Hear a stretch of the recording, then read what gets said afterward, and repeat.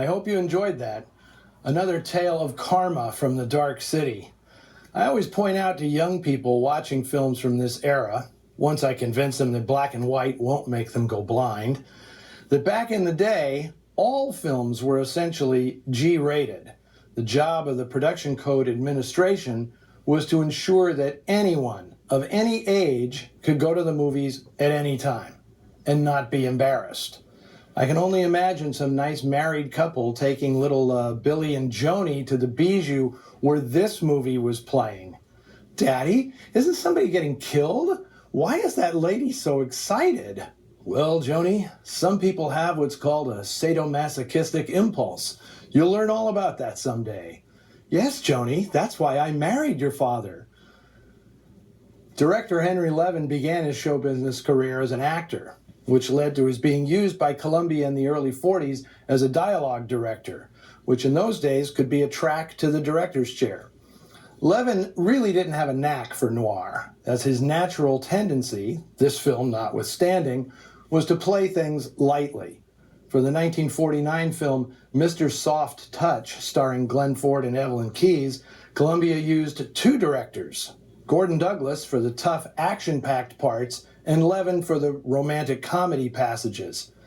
Although he never developed any discernible style, Levin was a reliable workhorse who continued making feature films into the 1970s, long after most of his 1940s colleagues had permanently switched to television. Now, you may have noticed that two cameramen are credited here as directors of photography, Philip Tanura and Burnett Guffey. Now, Tanura was the veteran, having shot pictures since the silent days. Guffey had only been working at the B unit in Columbia for a few years, but he was about to begin a run of films that made him the studio's premier director of photography. Guffey provided striking visuals for some of Columbia's best noir films, as well as such all-time classics as From Here to Eternity, The Birdman of Alcatraz, and Bonnie and Clyde. I'm assuming that Guffey shot the majority of Night Editor, while Tanura handled the framing scenes in the newspaper office. William Gargan looked pretty comfortable playing a detective, which makes sense since it's what he spent most of the 1940s doing. He played Ellery Queen 3 times in Columbia's B-movie series based on the famous detective. On radio, he played Barry Craig, confidential investigator. And on radio and television, he was Martin Caine, Private Eye.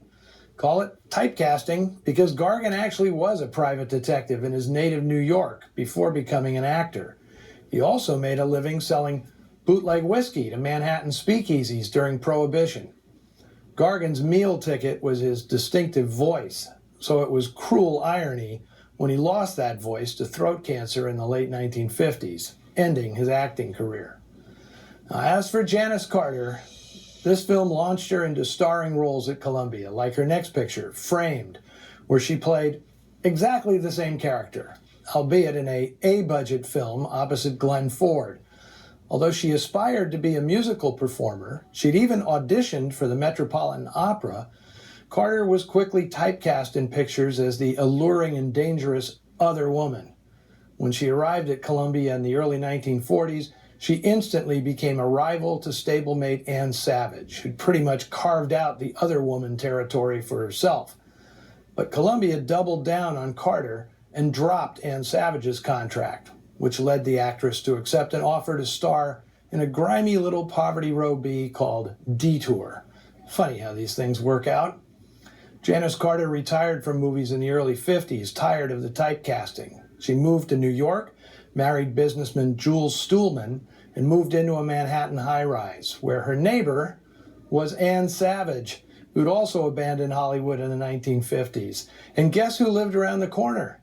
Jeff Donnell, who'd returned to New York stages in the hopes of getting roles other than the cute, sensible wife. The three became lifelong friends.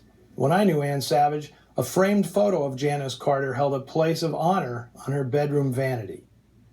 Well, that's it for this week.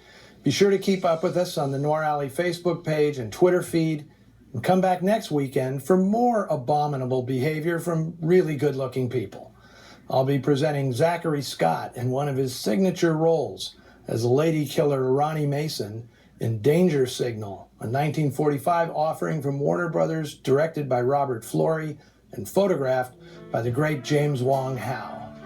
Till then, see you in the shadows.